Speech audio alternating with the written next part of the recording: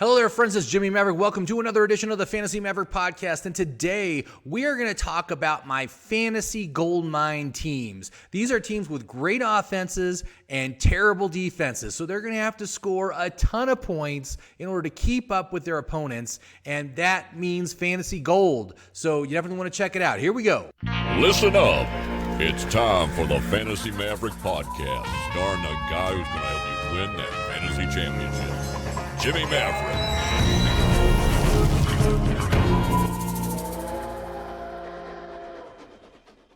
Hello there, friends. It's Jimmy Maverick. Welcome to another edition of the Fantasy Maverick Podcast, coming at you from Santa Fe, New Mexico. And I got to say, man, today it's a pretty good day. I'm pretty happy, and I'll tell you why. The first is that it's a draft day. That's right. I am in an Instagram Experts League, and today we are starting our slow draft for the 2020 season.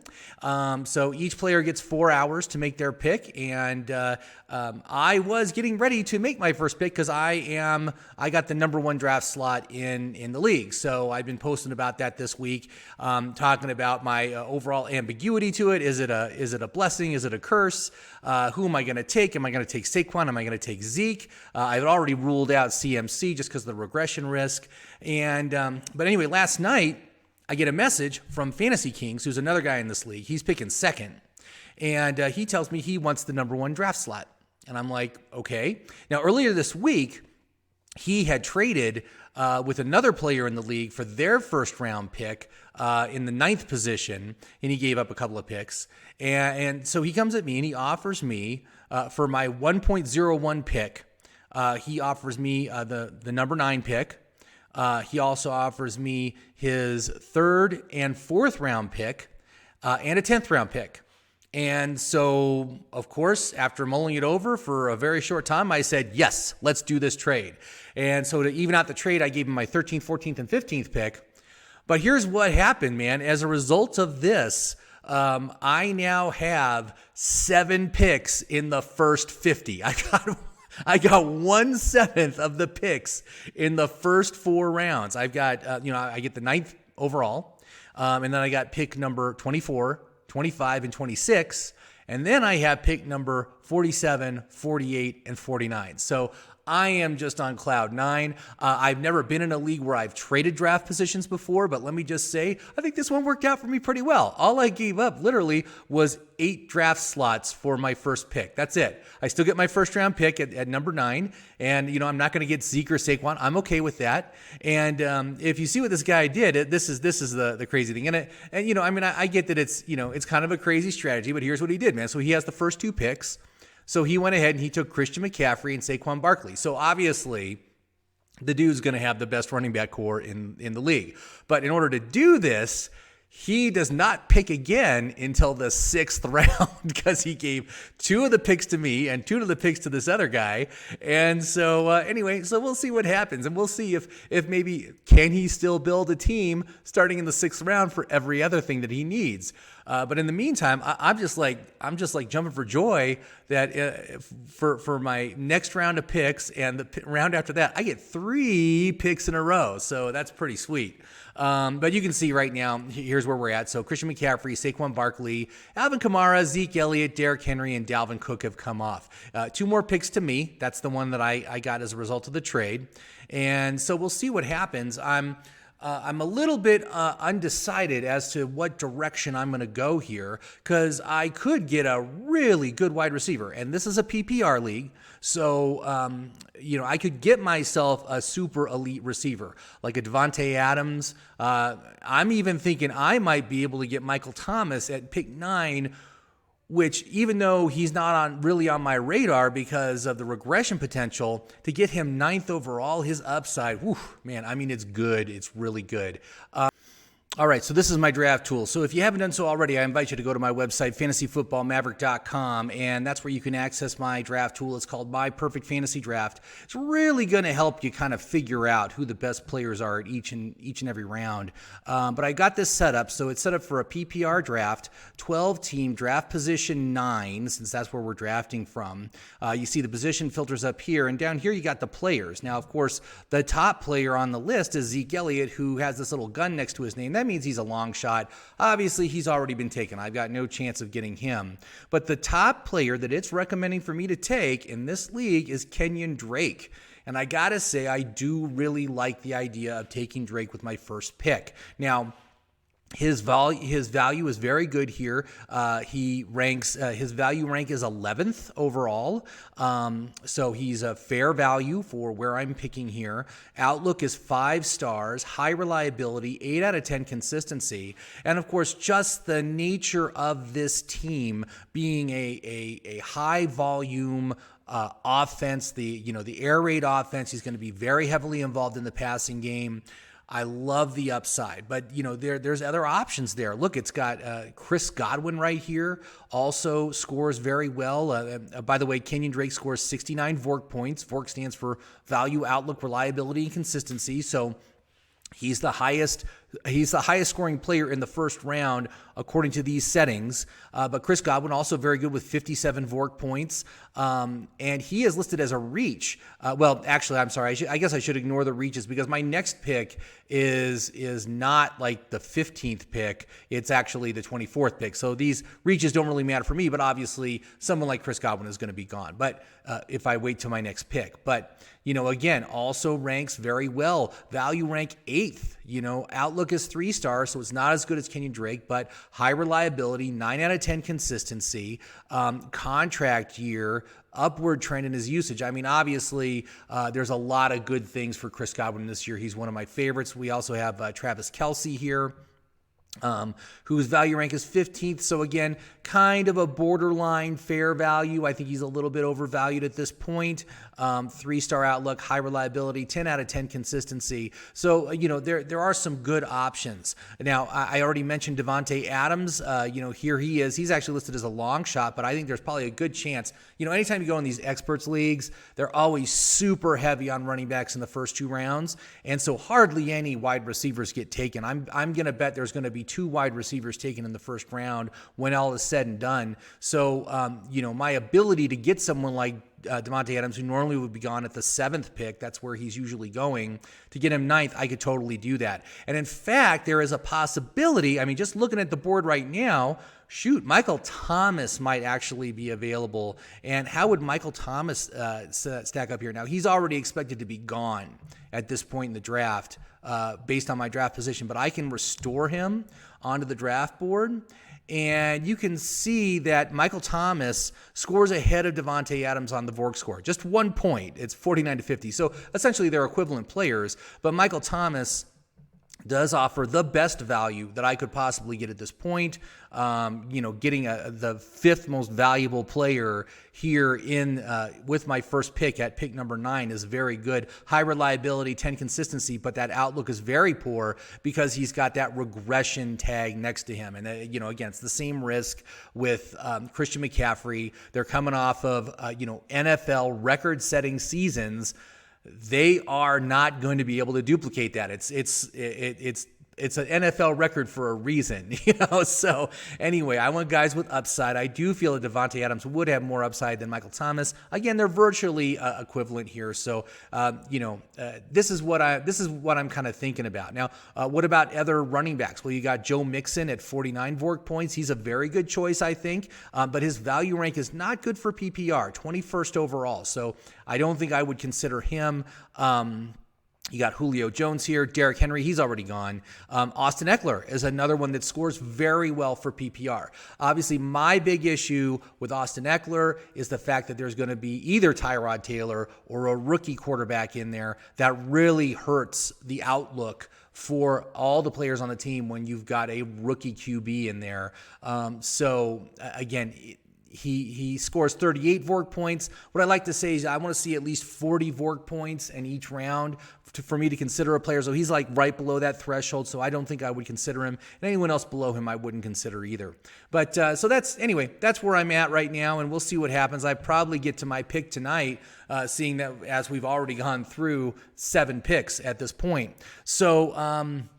So what I want to talk about today, last week I did a post about my 5 favorite teams for fantasy, and just overall they're just all outstanding choices. It was Tampa Bay, it was Arizona, Dallas Cowboys, the LA Rams, and of course I'm drawing a blank on the on the fifth one. Who the heck was the fifth one? Why am I drawing a blank on that? Anyway, I'll probably figure it out in a few minutes. But what I want to talk about today is I want to talk about teams with great offenses and terrible defenses, and what that means is fantasy goldmine. Okay, these are all goldmine teams that, again, I'm very big on all the players on this team. And really, if you want to think about it, these would be picks 6 through 10 for my favorite teams. All right, I love the top 5 teams. I want to get myself a share of every single of a player on it. On each of those teams, this is the same thing. I'd love to get a player on each of these teams. There's some really good options. And so, if we do let's just start with like my number 10. We'll count down from 10 to 6.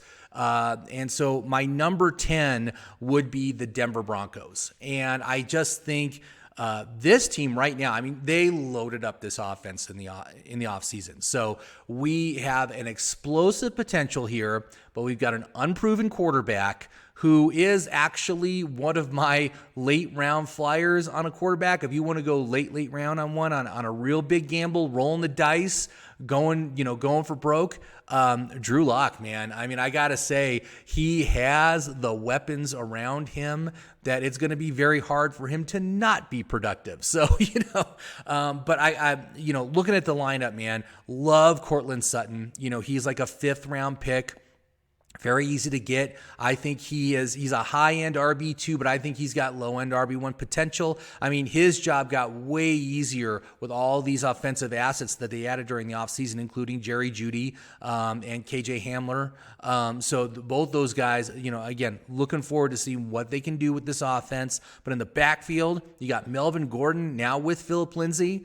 And while I am not a fan of Melvin Gordon this year, I do really like Phillip Lindsay. I mean, this is a guy that has so much heart and so much love for the game, and he's a Denver boy. Grew up in Denver, went to University of Colorado, go Buffs, and and now he's playing for the Denver Broncos. He's been very good. He's gotten over 1,000 yards each season he's been in there. He's a good pass catcher.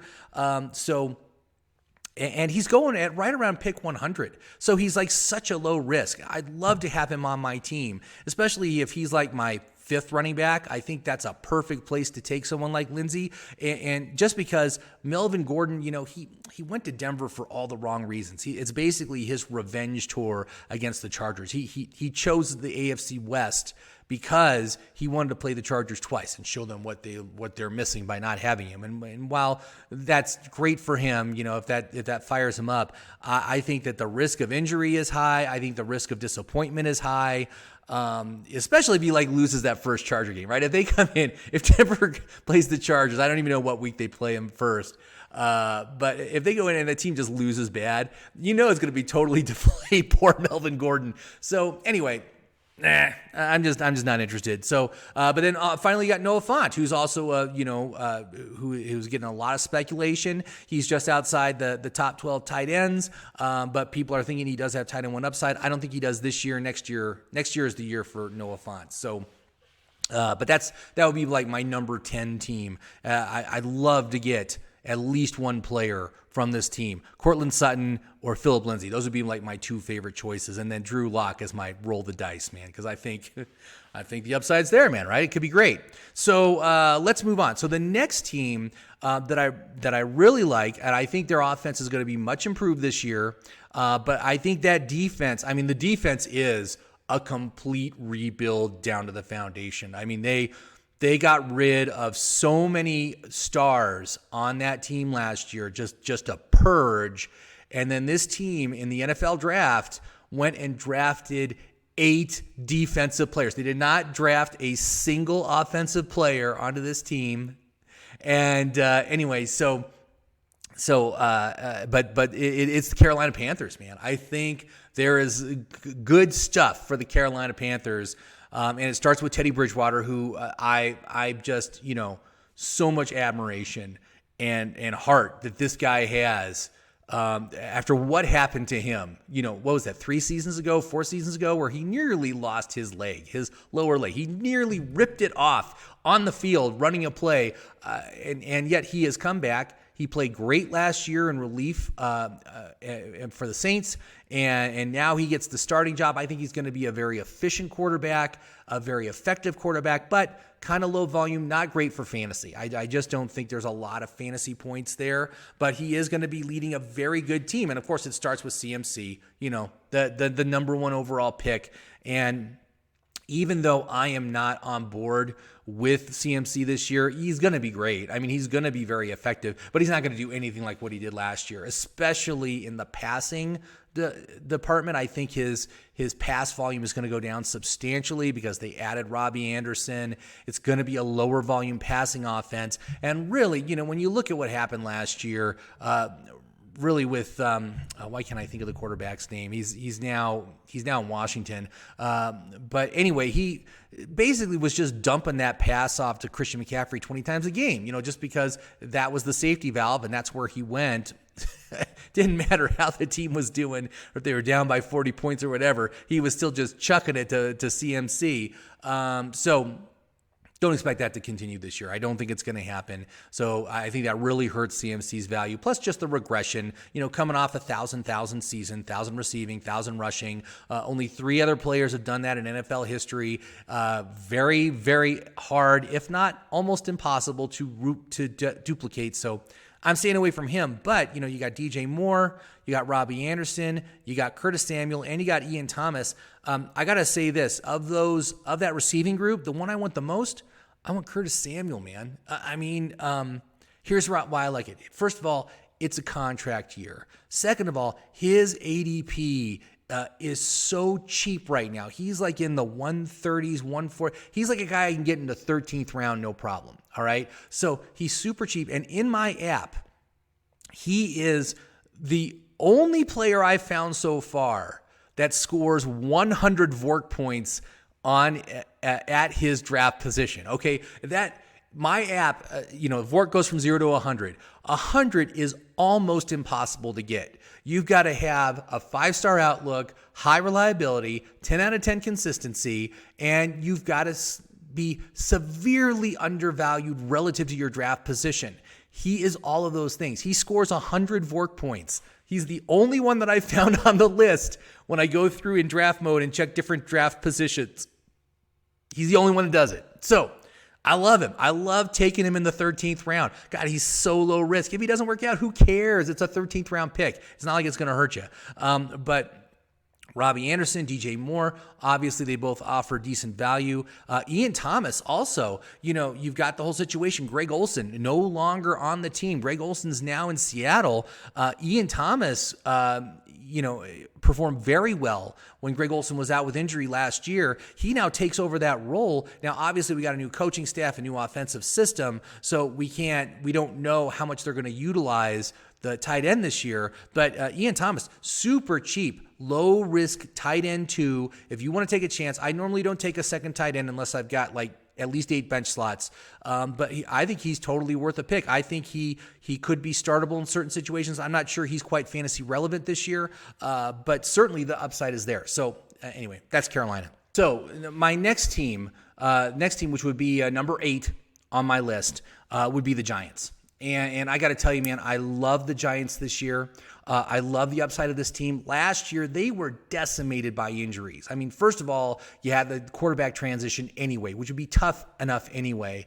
But everybody was injured. Everybody missed time. Saquon Barkley, Sterling Shepard, Golden Tate, Evan Ingram, all missed substantial amounts of time last year. And so even regardless of all that, Daniel Jones did fantastic as a rookie. He had 3 games where he scored 4+ touchdowns as a rookie. I love the upside that he is offering right now at his draft position, being like the 14th or 15th quarterback taken off the board. So easy to get. You can get him so late in the draft. And just a tremendous amount of upside. So like I said, Daniel Jones is one of my favorite options as a QB1 this year. I think he's got QB1 upside on this offense. And when you're talking about these teams, man, they all have pretty bad defenses. So these teams are going to have to score a lot of points to win because they're not going to be able to stop anybody. But Look at the receiving core on this team. Sterling Shepard, he only played 10 games. Golden Tate was suspended for 4 games. Evan Ingram missed most of the season. He missed like half the season, right? And you had also the emerging talent of Darius Slayton. So there's lots of great options. Now, of this group, the one I like the most, Sterling Shepard, just because when he was playing, he played 10 games last year.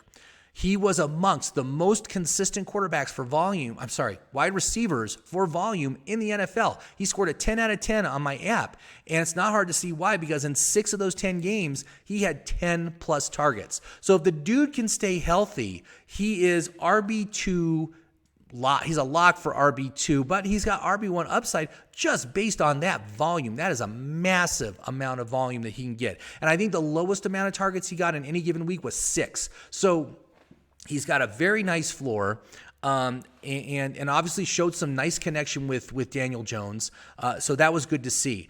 Golden Tate is also someone who's shown a tremendous amount of value based on relative to his draft position. I'm not particularly big on Golden Tate just because he's a receiver over age 30, so he's kind of over the hill. He's kind of he's in the decline phase of his career. There's no upside there. I don't like to draft players like that. But Darius Slayton, big play guy. He is going to be like the most inconsistent receiver on this team, though.